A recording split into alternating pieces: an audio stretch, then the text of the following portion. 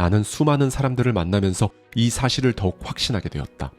정말 사람들은 스스로에게 허락한 만큼만 돈을 번다. 여러분은 성공합니다. 여러분이 그걸 원했기 때문이죠. 안녕하세요. 하와이 대저택입니다. 여러분, 이런 말 아마 한 번쯤 들어보셨을 거예요. 누구도 네 인생 대신 살아주진 않아. 아무리 힘들다 해도 그 누구도 내 인생을 책임져 주지 않습니다. 결국 인생 막 산다고 해도 의미 없이 하루하루 보낸다고 해도 이걸 바꿀 수 있는 사람은 오직 나뿐이라는 거죠. 그래서 오늘은요, 브라이언 트레이시의 누구도 대신 살아주지 않는다, 이 책 속에 담겨있는 인사이트를 가져와서요, 저자의 시선에 저의 생각까지 더해서 여러분과 함께 생각해보고 싶은 부분들을 말씀드리도록 하겠습니다. 동기부여 연설가였던 얼 나이팅게일은 이렇게 말했다. 태도가 가장 중요하다. 그의 말에 나는 전적으로 동의한다. 그리고 여기에 한마디를 덧붙이고 싶다. 기대가 태도를 만들고 그 태도가 결국 인생을 바꾼다. 그렇다면 얼 나이팅게일이 말한 진짜 태도는 언제 어떻게 드러나는 걸까? 태도란 모든 게 잘 풀릴 때가 아니라 오히려 일이 꼬였을 때, 예상치 못한 실패와 마주했을 때, 그때 비로소 본 모습을 드러낸다. 그러니까 당신이 역경 앞에서 보이는 첫 번째 반응, 이게 바로 진짜 태도라는 이야기다. 계획대로 일이 흘러갈 때야 누구나 웃을 수 있다. 주변 사람들에게 친절하게 대하고 여유 있는 척도 얼마든지 할 수 있다. 하지만 상황이 엉망이 되고 예상치 못한 변수들이 들이닥쳤을 때, 그때 당신은 어떤 말을 내뱉었는지, 어떤 표정을 지었고 어떻게 행동하기로 선택했었는지 기억을 한번 되짚어보자.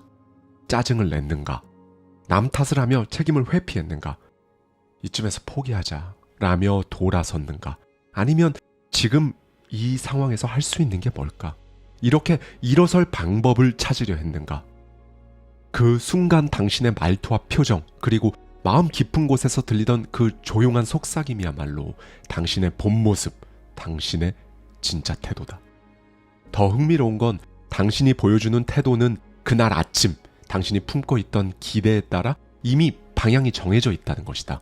오늘 분명 좋은 일이 일어날 거라고 믿는 날엔 사람들을 좀 더 따뜻하게 바라보게 된다. 문제 앞에서도 한 번 더 시도해보려는 용기가 생긴다. 그리고 그런 태도가 당신의 하루의 분위기를 바꾸고 결국 결과까지도 바꿔놓는다.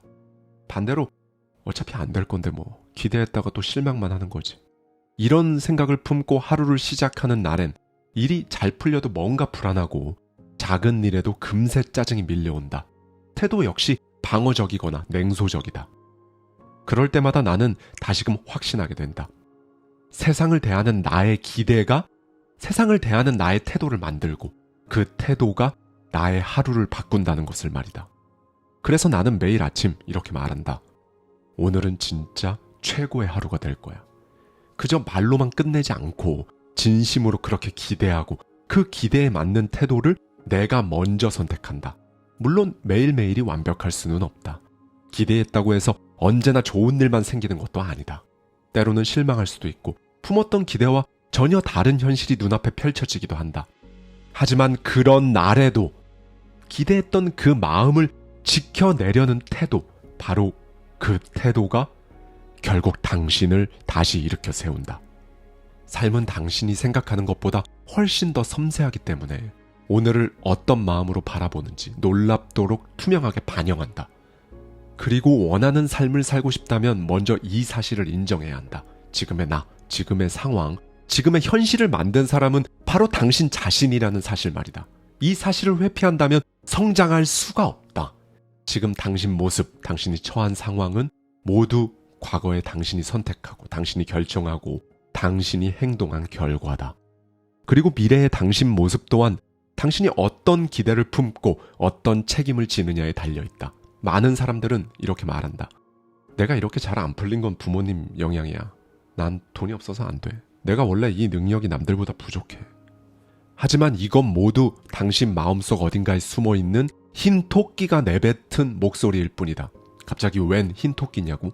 이건 러시아의 대문호 톨스토이가 쓴 한 단편소설에서 시작된다. 소설 속에 등장하는 아이들은 집 뒷마당 어딘가에 행복의 비결이 숨겨져 있다는 이야기를 듣는다. 단 한 가지 조건이 있었다. 행복의 비결을 찾는 동안 절대 흰 토끼를 생각해서는 안 된다. 아이들은 그 비밀을 찾아내기 위해 매일같이 뒷마당을 뒤졌지만 머릿속에서 흰 토끼를 지우려 할수록 더 선명하게 떠올랐다. 결국 아이들은 행복의 비결을 끝내 찾지 못한다.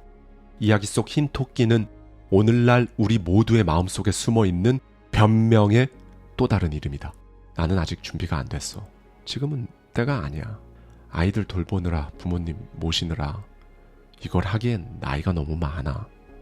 이 수많은 자기 합리화와 핑계들, 그럴듯한 이유와 현실적인 회피, 이 모든 것들은 사실 당신 안에 살고 있는 흰토끼다. 그리고 이 흰토끼야말로 당신의 성공을 가장 은밀하게, 가장 교묘하게 방해하는 주범이다. 만약 당신과 비슷한 조건과 한계를 가진 사람이 자신이 원하는 삶을 살아내고 원하는 만큼의 돈을 벌어 성공했다면 당신의 그 모든 변명은 그 순간 무력해질 것이다.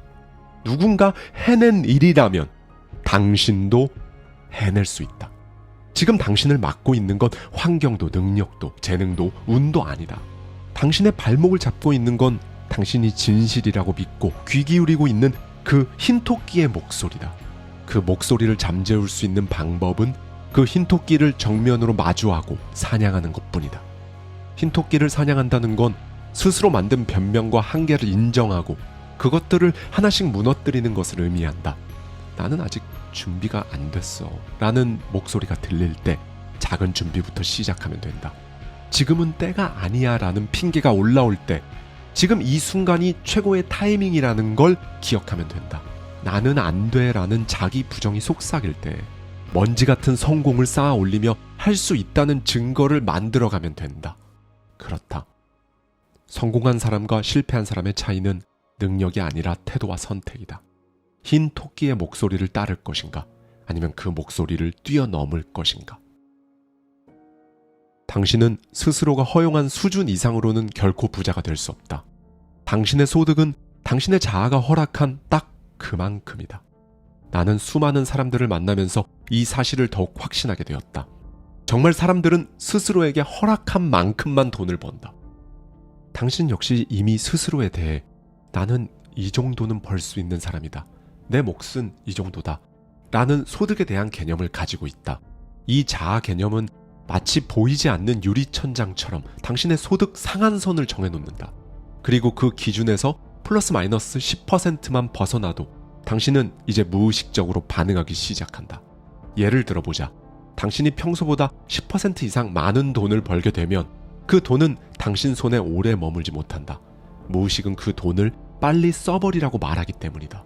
그래서 과소비하고 남에게 쉽게 빌려주고 잘 알지도 못하는 분야에 투자하고 심지어 의미도 모른 채 잃어버리기까지 한다. 왜 그럴까? 당신 스스로가 내가 받을 자격이 없는 돈이라고 믿고 있기 때문이다. 이렇게 자아 개념이 허락하지 않은 소득은 몸이 아니라 무의식이 불편해한다. 복권 당첨자들이 그 대표적인 사례다. 당첨 이전에는 단순한 일용직이나 직장 생활을 하던 사람들이 갑자기 수억, 수십억 원의 당첨금을 손에 쥐게 된다. 그들은 말 그대로 인생 역전을 맛본다.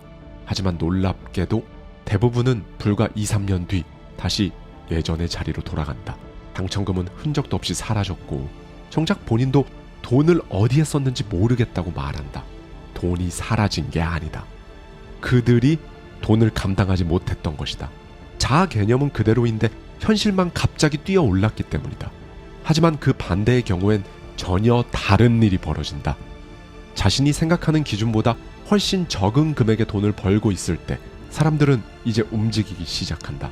일을 더 버리고 시간을 쪼개고 부업을 시작하고 심지어 새로운 기술을 배우고 이직까지 고려한다. 이건 또 왜 그런 걸까? 지금 이 소득은 내 수준이 아니야. 라는 감각이 당신을 자극하기 때문이다. 그 감각이 당신을 움직이게 만든다. 이렇게 사람들은 자신이 정해놓은 소득의 심리적 안전지대 안에 머무르기 위해 무의식적으로, 본능적으로 움직인다. 그리고 그 안전지대에 도달하면 다시 멈춘다.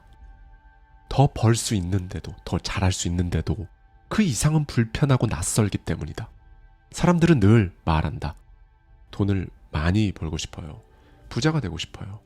하지만 정작 그들이 편안하게 느끼는 소득의 안전지대는 자신이 원하는 소득보다 평균 40% 낮은 수준에 머물러 있다. 왜냐하면 그 수준에서 살아가는 게 익숙하고 안전하고 심리적으로 편하기 때문이다. 도전할 필요도 없다. 안전지대는 처음엔 편하다. 그러나 시간이 지날수록 그 익숙함이 당신의 포텐, 잠재력을 갉아먹는 감옥이 된다. 그 감옥은 아주 교묘하다. 당신이 창의성을 발휘하지 못하도록 만들고 지금도 충분히 괜찮다라는 그럴듯한 합리화로 정신의 에너지를 잠식해버린다. 돈이 전부는 아니잖아. 이 정도면 뭐 나쁘지 않아. 그 순간 당신은 성장 대신 정체를 선택한 사람이 된다. 그렇다면 소득의 안전지대를 벗어날 방법이 있을까? 물론 있다. 다행히 방법은 아주 명확하고 현실적이다. 당신의 자아를 의도적으로 향상시키면 소득은 자연스럽게 따라온다. 원리를 알고 반복하고 훈련을 통해 스스로의 기준을 재설정한다면 원하는 기간 안에 연소득 25%에서 50%까지, 아니 그 이상으로도 얼마든지 높일 수 있다. 나는 이 원리를 통해 수천 명의 사람들이 인생을 바꾸는 걸 목격했다. 그렇다면 지금 당신은 당신 인생을 얼마짜리로 평가하고 있는가? 이 질문은 단순한 수치나 연봉의 크기를 묻는 게 아니다. 당신이 당신 자신을 어떻게 평가하고 대우하고 있는가에 대한 질문이다. 당신은 스스로에게 더 큰 기회를 허락하고 있는가? 더 넓은 무대를, 더 높은 성취를 꿈꾸도록 허용하고 있는가? 아니면 나는 이 정도면 됐어 라는 말로 스스로를 계속 묶어두고 있는가? 당신의 통장 잔고는 스스로에게 내린 평가의 숫자판일 뿐이다. 자신을 1억짜리 인생으로 여기는 사람은 1억에 맞는 행동을 하고 그에 맞는 선택과 결정을 한다. 하지만 자신을 3천만 원짜리 인생이라 여기는 사람은 그 이상의 기회가 와도 받아들이지 못하고 흘려보내고 무너진다. 잊지 마라. 한계를 만든 건 당신이지만 그 한계를 허물 수 있는 사람도 오직 당신뿐이다. 나는 수년간 성공과 실패, 그 둘을 가르는 경계에 대해 끊임없이 연구해왔다. 그리고 그 과정에서 언제나 같은 질문과 마주하게 되었다. 왜 어떤 사람은 원하는 걸 척척 이뤄내고 어떤 사람은 평생 불만과 좌절 속에 허덕이며 사는 걸까? 이 질문은 새로운 것이 아니다. 수천 년 전부터 인류는 어떻게 살아야 잘 사는 것인가에 대해 끊임없이 고민해왔다. 아리스토텔레스, 에픽테토스, 벤자민 프랭클린, 데일 카네기 같은 위대한 지식인들은 삶의 본질과 인간의 잠재력에 대해 수많은 지혜와 통찰을 남겼다. 그들은 인생이 배워야 하는 기술이라는 사실을 일찍이 간파했던 사람들이다. 그리고 오늘날 우리는 그 어느 시대보다도 많은 성공 정보를 접할 수 있는 그런 시대에 살고 있다.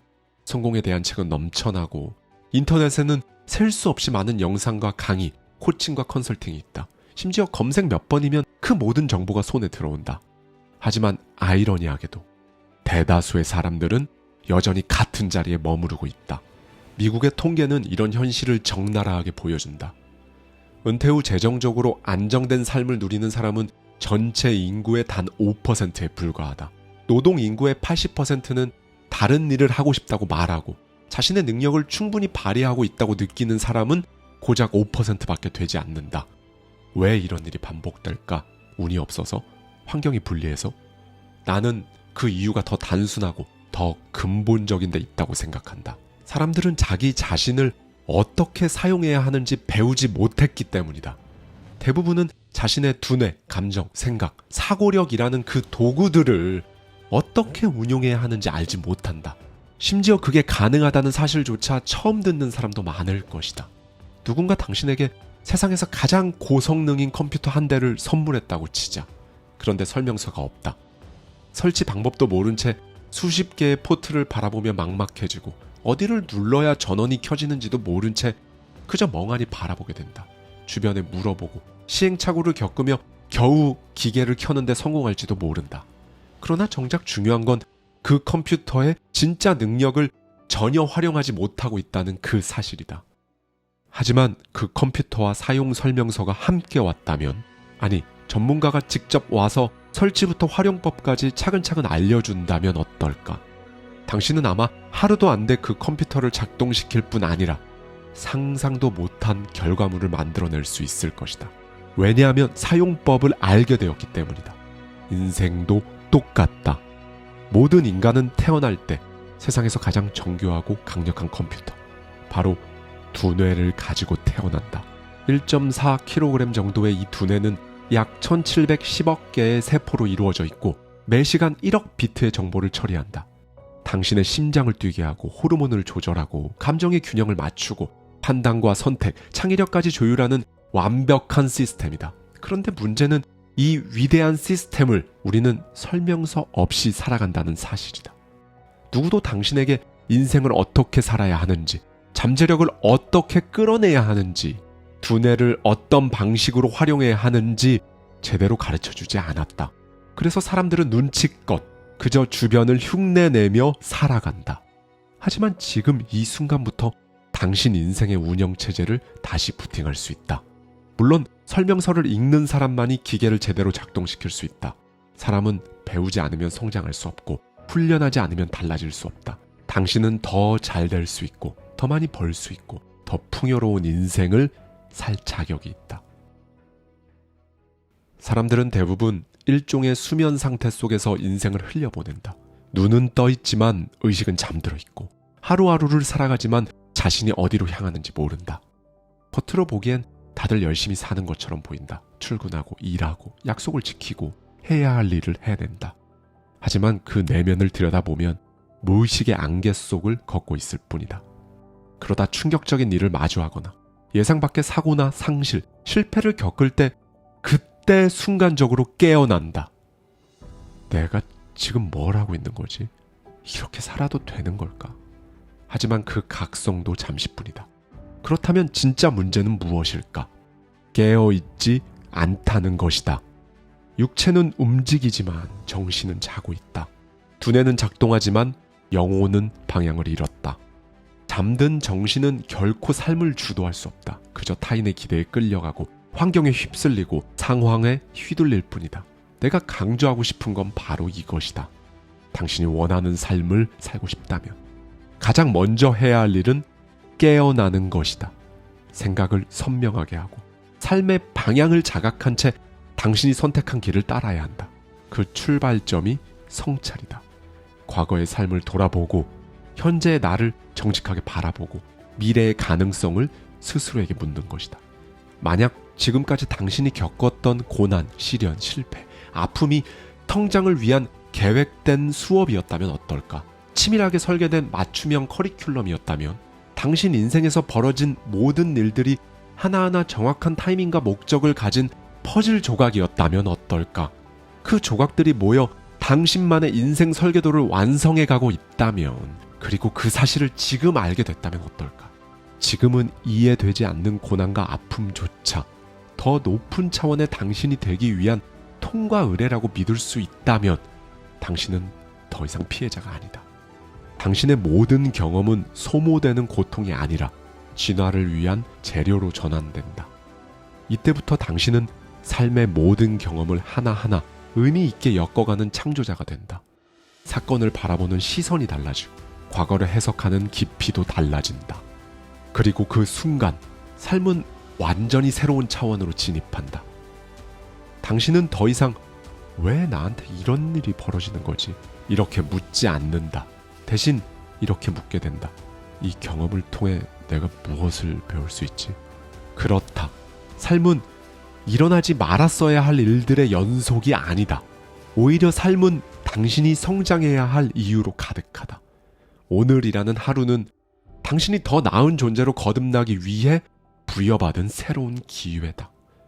그러니 부디 어제와 똑같이 살지 마라. 그렇게 당신을 흘려보내기엔 당신 인생은 너무 짧다. 성공은 숫자 노름이기 때문에 시도한 횟수만큼 성공 확률은 올라갈 수밖에 없다. 여러분은 성공합니다. 여러분이 그걸 원했기 때문이죠. 안녕하세요. 하와이 대저택입니다. 네, 여러분. 학교도 제대로 졸업하지 못하고 공장, 부두를 전전하며 허드렛 일로 하루하루 버티던 한 남자가 있었어요. 말 그대로 돈도 없고 백도 없던 이 사람은요, 어느 날 이렇게 결심합니다. 남들과 똑같이 살지 않겠다. 그리고 실제로 그는 성공해요. 세계적인 베스트셀러 작가가 됐을 뿐만 아니라 전 세계 수많은 기업의 CEO를 상대로 성공 법칙에 대해 강의까지 하는 자기계발 분야의 전설이 됩니다. 그는 말해요. 나는 내가 성공한 이유를 정확히 알고 있다. 그리고 그 방법은 사실 누구나 배울 수 있다. 네, 오늘도 지난 시간에 이어서요. 브라이언 트레이시의 누구도 대신 살아주지 않는다. 이 책 속에 담겨있는 인사이트를 가져와서요. 저자의 시선과 성공 철학, 그리고 저의 생각까지 더해서 여러분과 함께 생각해보고 싶은 부분들을 말씀드리도록 하겠습니다.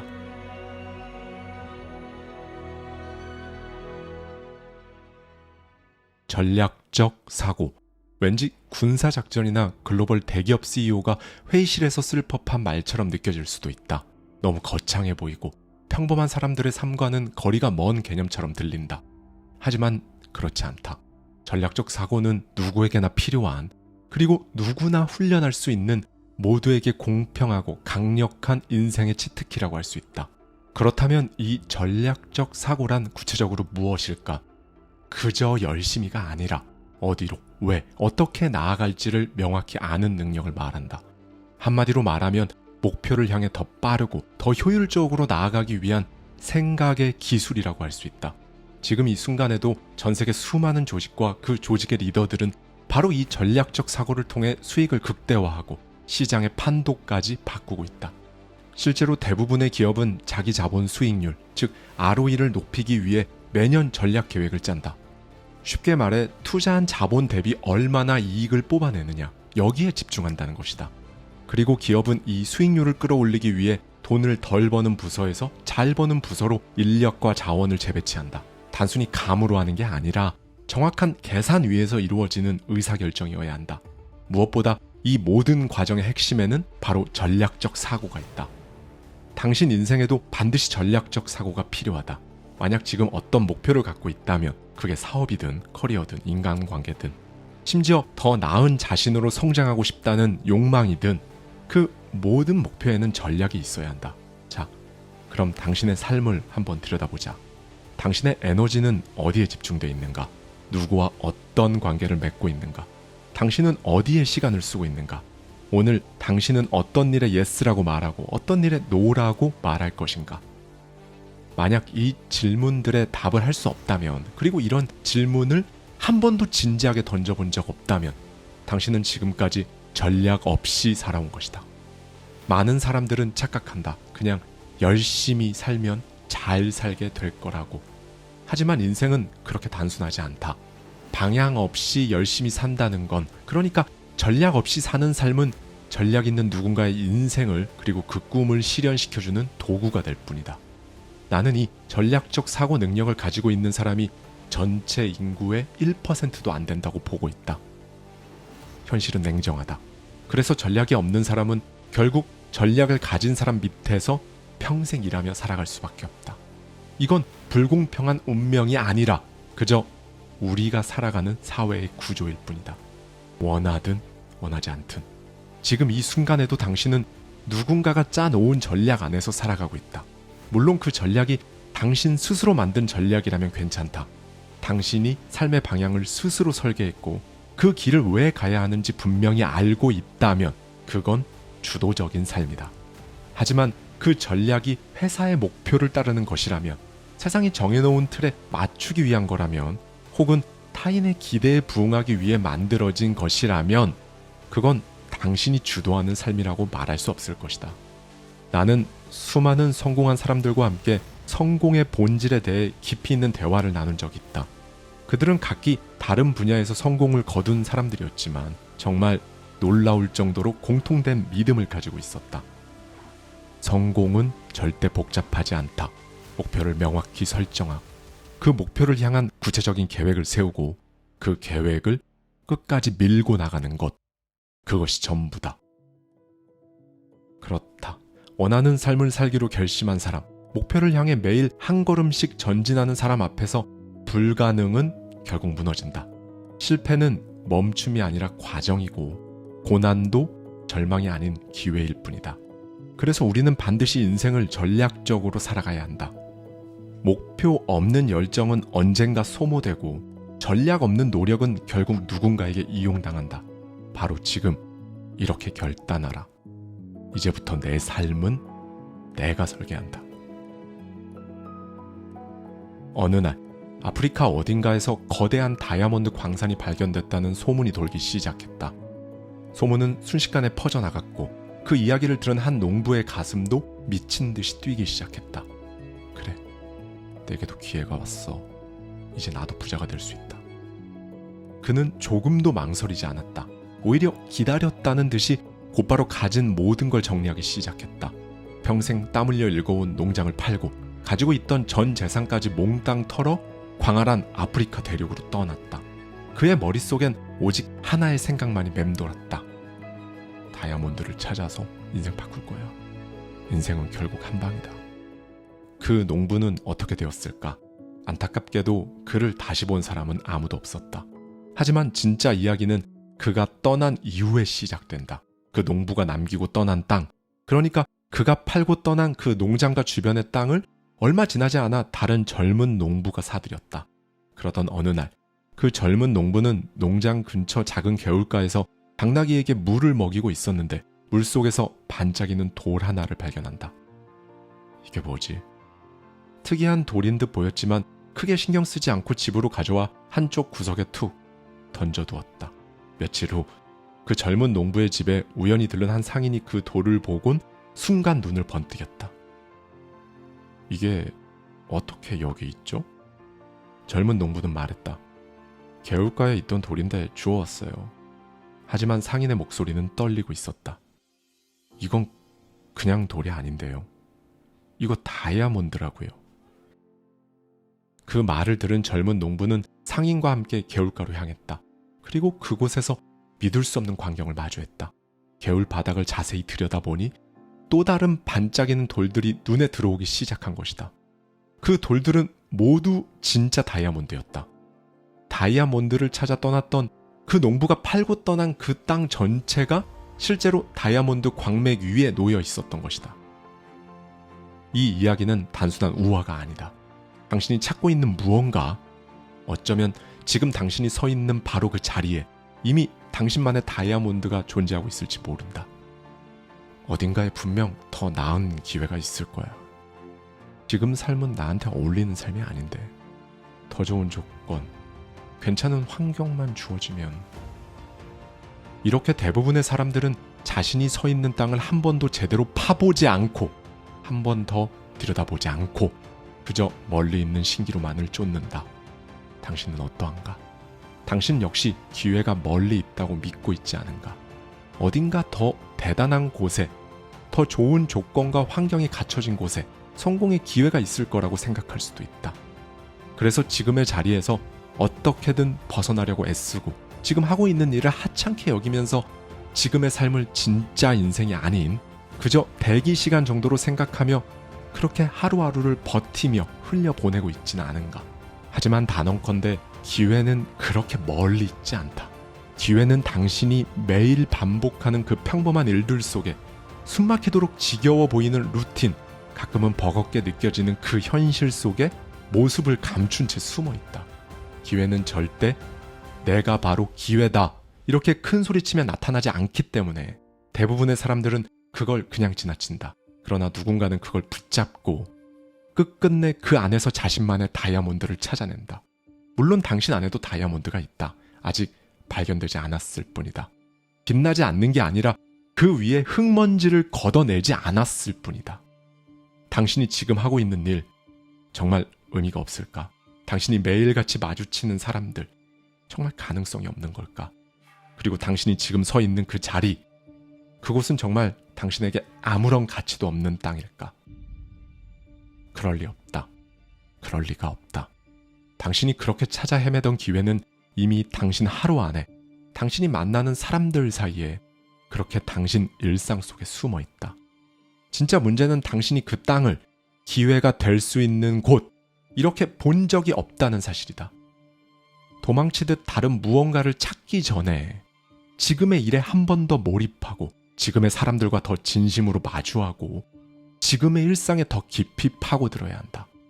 인생을 바꾸는 건 당신이 어디에 있느냐가 아니라 당신이 있는 지금 그 자리를 어떻게 바라보느냐에 달려있기 때문이다. 사람들은 왜 목표를 세우지 않을까? 성장과 자기 개발을 이야기하는 사람들은 한결같이 이렇게 말한다. 목표를 세워라. 목표를 향해 매일 노력하라. 꿈을 현실로 만들려면 계획이 필요하다. 누구나 알고 있는 이야기처럼 들리지만 현실은 어떠할까? 놀랍게도 자신의 목표를 글로 써본 사람은 미국 전체 인구의 3%도 되지 않는다. 그리고 그 목표를 주기적으로 점검하고 실제로 행동으로 옮기는 사람은 1%도 채 되지 않는다. 수많은 세미나에서 내가 당신의 목표는 무엇이죠? 라고 물어보면 대부분은 당황한다. 아직 구체적으로 정한 건 없는데요. 그들이 목표의 중요성을 모르는 게 아니다. 그렇다면 왜 사람들은 목표를 세우지 않는 걸까? 왜 다들 성공하길 원한다고 말하면서도 행동하지 않는 걸까? 나는 오랜 시간 그 이유를 연구했고 그 결과 사람들이 목표를 세우지 않는 이유를 크게 7가지로 정리할 수 있었다. 1. 진지하지 않기 때문이다. 많은 사람들은 인생을 바꾸고 싶다고 말한다. 하지만 말뿐이다. 생각만 할 뿐이다. 움직이질 않는다. 하지만 진심은 말이 아니라 행동에서 드러난다. 2. 삶에 대한 책임을 회피하기 때문이다. 목표를 세운다는 건 인생의 책임자가 되겠다는 선언이다. 하지만 많은 사람들은 그 책임을 부담스러워한다. 그래서 미루고 변명하고 책임지지 않고도 성공할 수 있는 복권 한 장의 인생을 걸기도 한다. 3. 과거에 사로잡혀 있기 때문이다. 내가 뭘 할 수 있겠어. 과거의 실패, 상처, 환경을 탓하는 마음이 나는 안 될 거야 라는 뿌리 깊은 믿음을 만든다. 심지어 그 믿음은 미래를 긍정적으로 설계할 에너지 자체마저 빼앗아간다. 4. 목표의 중요성을 배우지 못했기 때문이다. 어떤 사람들은 목표를 세우고 이뤄가는 과정을 도저히 경험할 수 없는 그런 환경에서 자라기도 한다. 그들에게 목표는 마치 특별한 사람들만 쓰는 언어처럼 느껴질 수 있다. 5. 방법을 모르기 때문이다. 목표를 세워야 한다는 건 알지만 어떻게 세우는지는 알지 못한다. 더 큰 문제는 나는 이미 알고 있다고 착각하는 것이다. 그러나 목표 설정은 기술이다. 배우지 않으면 제대로 할 수가 없다. 그리고 그 기술이 없으면 실패는 반복되고 자존감 또한 무너진다. 6. 거절과 비난이 두렵기 때문이다. 어릴 때부터 그건 안 돼. 그건 무리야. 라는 말에 익숙해져서 꿈에 대한 이야기를 꺼내기만 해도 누군가는 비웃고 누군가는 현실을 이야기한다. 그래서 점점 목표를 숨기기 시작하는 것이다. 물론 목표를 모든 사람에게 말할 필요는 없다. 당신을 진심으로 지지해줄 사람에게만 공유하면 된다. 그리고 다른 누군가가 당신 앞에서 자신의 꿈에 대한 이야기를 꺼낼 땐 무조건 격려해줘야 한다. 왜냐하면 그 격려는 반드시 당신에게도 돌아오기 때문이다. 7. 실패가 두렵기 때문이다. 가장 흔하고 가장 강력한 이유다. 사람들은 실패를 끝이라고 착각한다. 하지만 이건 사실이 아니다. 왜냐고? 성공은 숫자 노름이기 때문에 시도한 횟수만큼 성공 확률은 올라갈 수밖에 없다. 홈런왕 베이브 루스는 1927년 무려 60개의 홈런을 쳐내며 당시 메이저리그 역사상 가장 압도적인 타자로 기록되었다. 하지만 대부분의 사람들이 놓치는 사실이 하나 있다. 그해 그는 홈런왕이었지만 동시에 삼진도 89번이나 당했다는 점이다. 그의 커리어 전체를 살펴봐도 홈런은 714개를 기록한 반면 삼진은 무려 1330번이나 당했다. 베이브 루스는 이렇게 말했다. 삼진을 두려워했다면 나는 결코 홈런왕이 될 수 없었을 것이다. 그렇다. 많이 시도한 사람만이 많이 실패할 수 있고 많이 실패한 사람만이 결국 큰 성공도 거머쥘 수 있다. 반면 진짜 실패는 따로 있다. 스윙조차 하지 않는 것.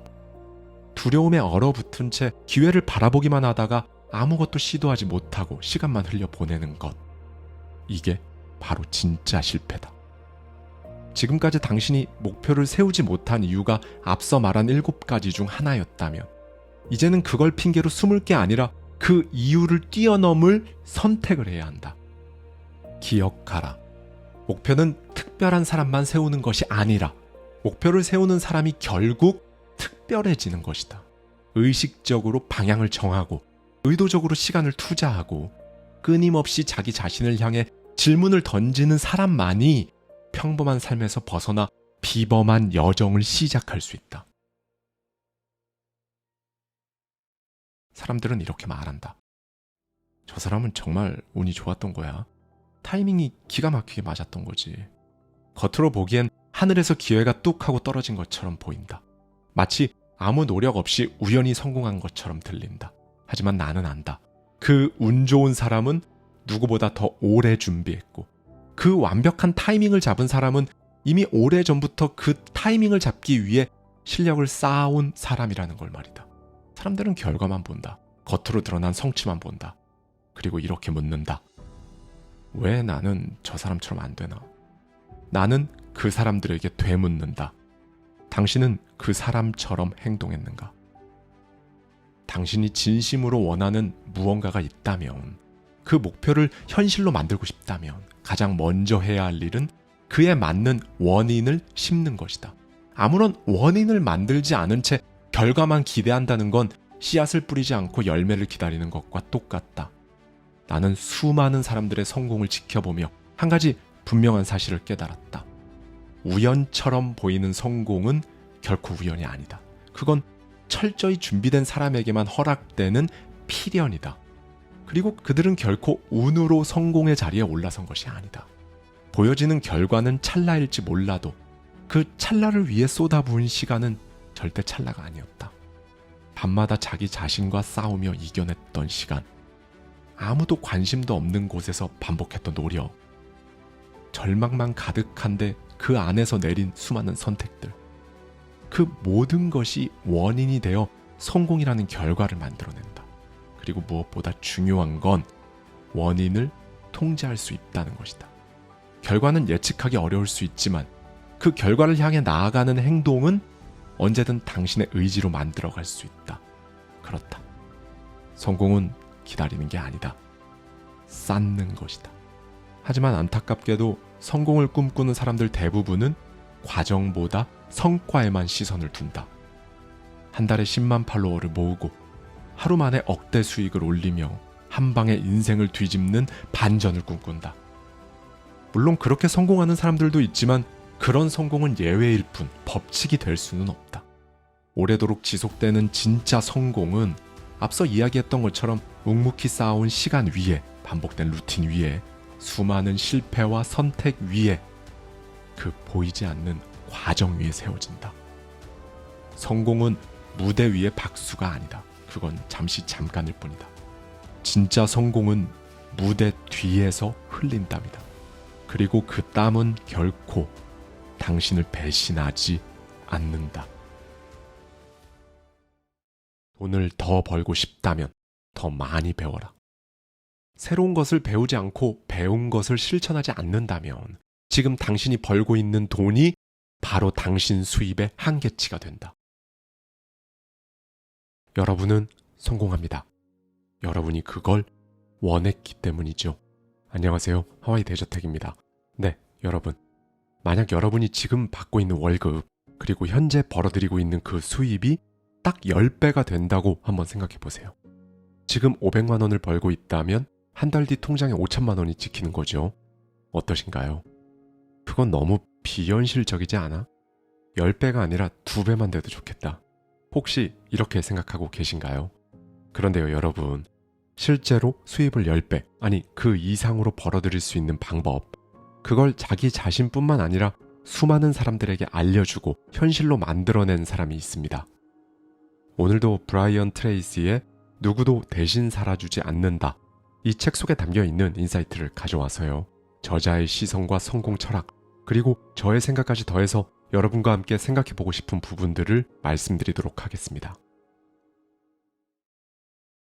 나는 단언한다. 10년 만에 소득을 10배, 그러니까 1000%까지 늘릴 수 있다. 이건 어디서 주워들은 이론이 아니라 내가 직접 실험하고 검증한 방법이다. 나는 이 공식을 통해 10년 동안 소득을 100배 증가시켰다. 그리고 나와 함께 이 공식을 적용한 사람들 역시 각자의 분야에서 눈에 띄는 성장을 이뤄냈다. 그들은 더 많은 일을 한 것이 아니라 더 효율적으로 일했고 그 효율이 시간이 지나면서 엄청난 격차를 만들었다. 원리는 놀라울 만큼 단순하다. 앞으로 7일 동안 생산성과 성과, 그리고 산출량을 0.5%만 높일 수 있는가를 자문하는 것이다. 아마 대부분은 그 정도는 당연히 가능하다고 답할 것이다. 당신이 이미 알고 있는 시간관리 원칙 몇 가지만 적용해도 그 정도 개선은 충분히 해낼 수 있다.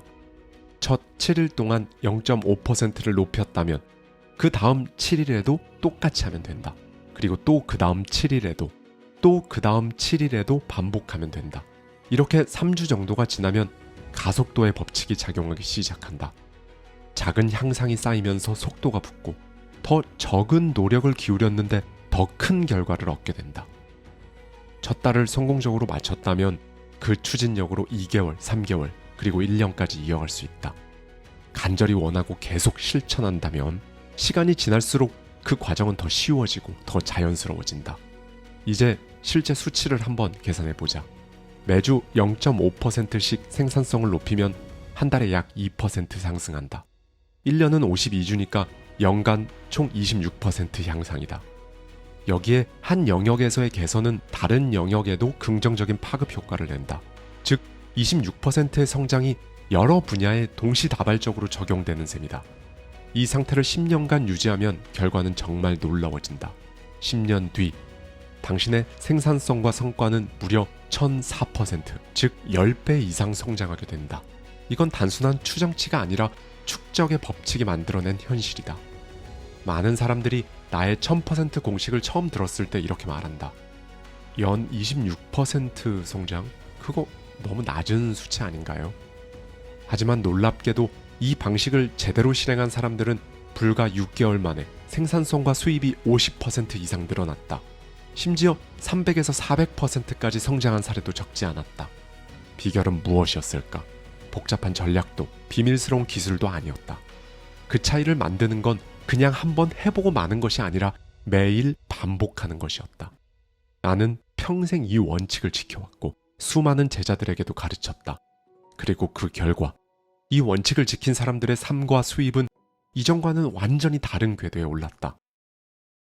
다음 7가지 원칙이 바로 나의 경험과 검증을 통해 완성한 1000% 공식의 핵심이다. 첫 번째, 아침 30에서 60분을 머리에 투자하라. 아침 일찍 일어나 책을 읽고 당신의 사고를 자극하고 성장시키는 자료를 보고 듣고 공부하라. 이건 단순한 독서가 아니다. 미래의 생산성을 폭발적으로 끌어올리는 장기 투자 원칙이다. 두 번째, 목표를 매일 현재 시제로 써라. 아침마다 3분에서 5분간 가장 중요한 목표를 이미 이루었다. 이렇게 현재형으로 적어라. 당신이 직접 적는 순간 잠재의식이 하루 종일 그 목표를 향해 당신을 밀어준다. 세 번째, 하루를 시작하기 전에 그림을 그려라. 일을 시작하기 전 오늘 하루를 어떻게 보낼 것인지 명확한 비전을 그려라. 그리고 매 순간 그 비전에 맞춰 행동하라. 목표 없는 하루는 방향키 없는 배와 같다. 네 번째, 우선순위를 철저히 정하라. 시간은 가장 값진 자산이다. 그 시간을 가장 큰 가치를 만드는 일에 쏟아부어라. 이 원칙 하나만 지켜도 생산성은 몇 배로 오른다. 다섯 번째, 차 안을 이동식 강의실로 만들어라. 운전 중에 음악만 들으면서 시간을 막 흘려보내지 마라. 오디오 강의나 학습 자료를 들어라. 매 순간 배움에 당신을 노출시키면 경제적 독립에 한 걸음 더 가까워진다. 여섯 번째, 매 상황이 끝난 뒤 반드시 복귀하라. 영업, 미팅, 협상, 그게 무엇이든 끝난 뒤에는 스스로에게 물어라. 오늘 잘한 건 무엇이고 더 잘할 수 있었던 건 무엇인가? 이 습관은 학습 속도를 폭발적으로 끌어올린다. 마지막 일곱 번째, 모든 사람을 $1,000,000 고객처럼 대하라.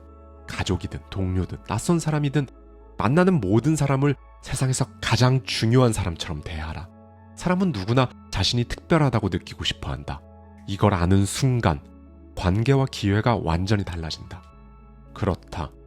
중요한 건 하루하루를 쌓아 올리는 힘이다. 단발적인 노력, 순간적인 열정만으로는 결코 원하는 곳에 도달할 수 없다. 시간과 돈을 아낌없이 당신 자신에게 재투자하라. 배움에 쓰는 돈, 성장에 쓰는 시간은 결코 낭비가 아니다. 그것은 당신의 가치와 가능성을 확장시키는 투자다. 사람들이 나에게 이렇게 묻는다. 어떻게 하면 잠재력을 최대한 발휘할 수 있을까요? 그때마다 나의 대답은 늘 한 가지다. 평생 소득 창출 능력을 끌어올리겠다는 그 의지를 절대로 버리지 마세요. 왜냐하면 이 의지는 단순한 마음가짐이 아니라 당신이 어떤 인생을 살게 될지 결정짓는 핵심 동력이기 때문이다. 설령 지금 누군가에게 월급을 받고 있다고 해도 이 사실은 변하지 않는다. 당신은 자신이라는 회사의 CEO이며 동시에 유일한 영업사원이자 연구개발팀이다. 그렇기 때문에 당신의 경력과 삶의 궤적에 대한 전적인 책임은 오직 당신에게 있다.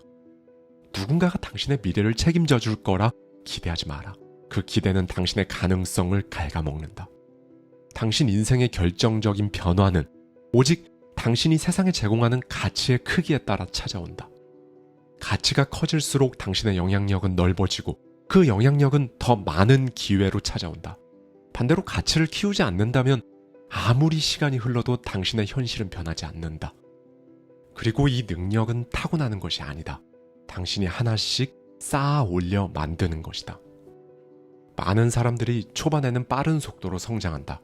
배움의 시기에는 하루가 다르게 실력이 오르고 변화가 눈에 보인다. 하지만 안타깝게도 어느 순간 그 속도가 멈춘다. 처음에 열정과 의지가 사라지고 더 이상 나아가지 않는다. 왜일까? 목표와 계획이 없기 때문이다. 목표가 없는 사람은 새로운 것을 배우려는 절박함이 없다. 배워야 할 이유가 없으니 행동할 이유도 없다. 나는 평생 동안 확신해온 사실이 있다. 당신의 수입은 당신이 배운 만큼 올라간다. 당신이 원하는 목표가 무엇이든 그 목표를 이루기 위해 필요한 지식을 배우고 익힌다면 결국 원하는 것을 손에 넣게 된다. 단, 전제 조건이 있다.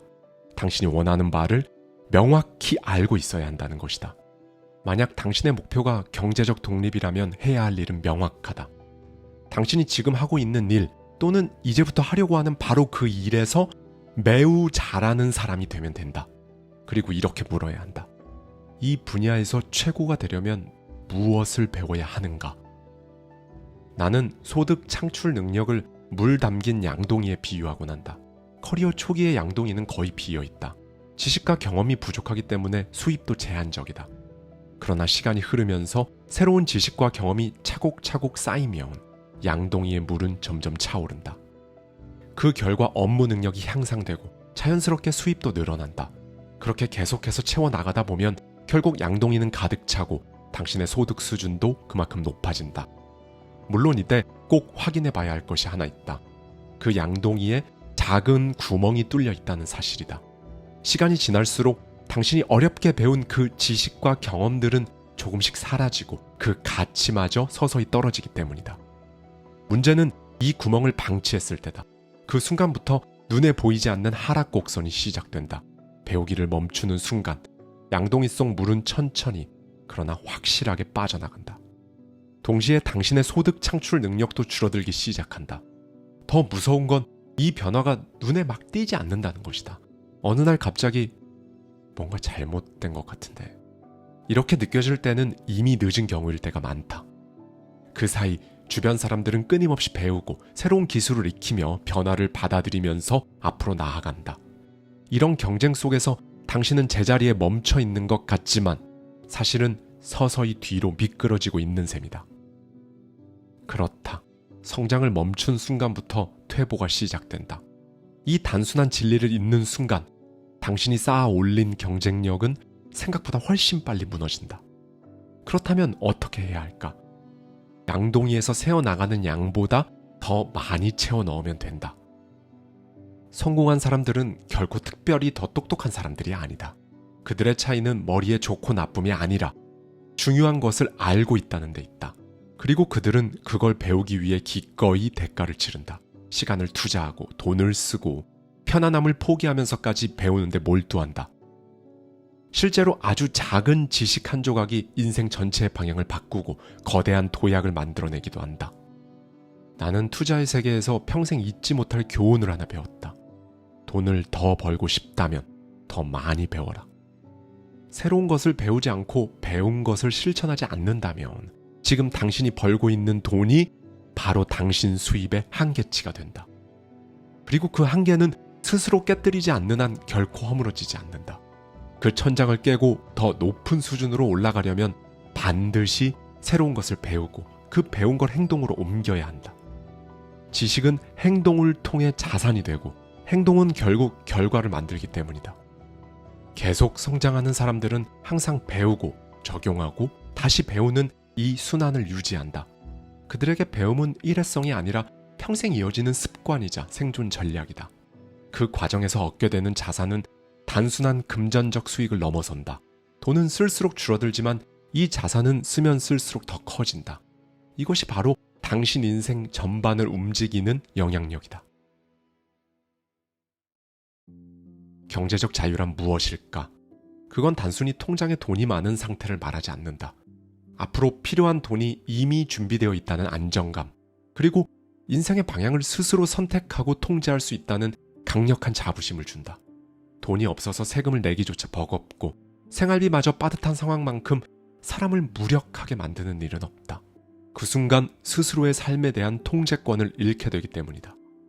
여기서 반드시 기억해야 할 한 가지가 있다. 변명하지 않는 것이다. 자신의 재정 상태를 있는 그대로 인정하고 전적으로 책임을 지는 그 순간부터 진짜 변화가 시작된다. 경기가 너무 안 좋아서, 내가 받는 월급이 적어서, 이런 말은 경제적 자유와 아무 상관이 없다. 나쁜 습관과 무책임한 소비 패턴을 바꾸지 않는 한 그 어떤 핑계도 당신을 구해주지 않는다. 당장의 만족을 참지 못하는 버릇은 평생을 가난 속에 살게 만든다. 번 돈을 다 써버리고 심지어 빚까지 내면서 사는 사람은 결국 은퇴 후 비참한 노후를 맞이하고 만다. 반대로 장기적인 관점에서 단기적 지출을 절제할 줄 아는 사람은 언젠가 돈 걱정 없는 은퇴를 맞이한다. 그리고 한 가지 더, 끌어당김의 법칙을 기억하라. 돈을 존중하고 긍정적으로 대하면 더 많은 돈이 당신에게 온다. 반면 돈에 대한 부정적인 태도를 가진 사람은 돈을 끌어들이는 힘 자체가 약해져서 평생 돈 문제에서 벗어나지 못한다. 정리하면 이러하다. 경제적 독립은 매달 수입의 일부를 미리 저축하는 것. 월급을 받으면 가장 먼저 저축 계좌로 돈을 옮겨놓고 남은 금액 안에서 생활해야 한다. 이 순서를 지키는 것만으로도 당신의 재정 습관은 완전히 달라진다. 대부분의 사람들은 월급을 다 쓰고 남으면 저축한다. 하지만 그렇게 해서는 절대 부자가 될 수 없다. 왜냐하면 남는 돈이라는 건 사실 존재하지 않기 때문이다. 그래서 목표를 명확히 해야 한다. 순수입의 최소 30%를 무조건 저축하라. 그리고 그 돈은 비상시를 제외하고 절대 손대서는 안 된다. 이 원칙을 지키는 사람만이 돈이 돈을 버는 구조를 만들게 된다. 많은 사람들이 부자가 되길 꿈꾸지만 그 꿈을 현실로 만드는 사람은 단순한 이 원칙을 끝까지 지킨 사람들이다. 처음에는 변화가 미미해 보일 수 있다. 저축계좌에 조금씩 쌓이는 돈이 별 의미 없이 보일지도 모른다. 하지만 시간이 지날수록 그 돈은 단순한 저축액이 아니라 당신을 대신해 일하고 수익을 만들어내는 자산이 된다. 적은 금액이라도 상관없다. 지금부터 매달 먼저 저축을 실행하라. 그 습관 하나가 10년, 20년 후 당신의 경제적 상태를 완전히 바꿔놓을 것이다. 돈에도 계절이 있다. 첫 번째 계절은 기초를 다지는 시기다. 대략 25살까지. 이 시기에는 눈앞의 수입보다 배움과 경험이 더 중요한 시기다. 이때는 직업 세계의 구조를 이해하고 사람의 마음을 읽는 법을 배우며 가치를 만들어내는 능력을 키우는 데 집중해야 한다. 어떤 사람들은 이 시기에 돈을 조금 더 벌겠다고 단기적인 일에 매달리지만 진짜 현명한 사람은 이때를 평생의 경제적 기반을 설계하는 시간으로 쓴다. 왜냐하면 이 시기의 준비 정도가 앞으로의 돈의 흐름을 결정하기 때문이다. 두 번째 계절은 벌어들이는 시기다. 약 25세부터 65세까지. 인생의 수입 피크가 이어지는 시기다. 이 시기는 단순히 돈을 버는 시기가 아니라 돈을 불리는 골든타임이다. 특히 50세 이후가 중요하다. 왜냐하면 은퇴 전 마지막 10년에서 15년이야말로 자산을 최대치로 끌어올릴 수 있는 결정적 시기이기 때문이다. 이 시기에 얼마나 적극적으로 자산 계좌를 불리느냐가 노후의 운명을 가른다. 버는 만큼 쓰는 사람이 될지, 버는 만큼 모으는 사람이 될지가 결정된다. 마지막 세 번째 계절은 갈망의 시기다. 바로 은퇴 이후의 삶이다. 이 시기에는 두 가지 삶이 존재한다. 하나는 노후에도 여유롭고 선택의 자유가 있는 삶, 다른 하나는 돈 걱정에 시달리며 하루하루를 버티는 삶이다. 그리고 그 차이를 만드는 건 오직 하나. 앞선 두 계절에 얼마나 철저하게 준비했느냐다. 나는 젊은 사람들에게 이렇게 말한다. 난 오래 살 생각 없으니 지금 즐기고 말 거야. 이 말은 인생에서 파산을 예약하는 것과 같다고 말이다. 현실은 정말 냉정하다. 그렇게 생각하는 사람들은 이미 30대, 40대가 되기도 전에 심각한 경제적 문제와 마주하게 된다. 건강이 무너지거나 예기치 못한 사고가 발생하거나 수입이 끊기면 그때부터는 아무런 선택지가 남지 않기 때문이다. 그래서 나는 부를 이렇게 정의한다. 내가 매일 출근하지 않아도 생활 수준이 흔들리지 않는 상태. 즉, 노동소득이 아니라 다른 출처에서 나오는 현금 흐름이 나의 생활을 지탱할 수 있어야 한다는 것이다. 진짜 부자들은 하던 일을 그만둬도 생활 방식이 바뀌지 않는다. 그래서 우리는 버는 시기 동안 반드시 노동소득을 대체하거나 더 많은 수입을 만들어낼 수 있는 자산 포트폴리오를 구축해야 한다. 그 시점이 되면 원한다면 일을 내려놓고 투자 관리와 삶의 질을 높이는 데 더 많은 시간을 쓸 수 있다. 혹은 여전히 일하더라도 하고 싶은 일만 선택할 자유를 얻게 된다. 기억하라. 돈에도 흐름이 있고 인생에도 흐름이 있다. 이 흐름을 이해하고 계절별 전략을 세운 사람만이 은퇴 후에도 돈 걱정 없이 선택의 자유를 누리며 살 수 있다. 오늘부터 돈이 당신을 위해 일하게 만들 것인지 아니면 평생 돈을 위해 일할 것인지 선택은 지금 이 순간 당신 손에 달려있다. 감사합니다. 지금까지 하와이 대저택이었습니다.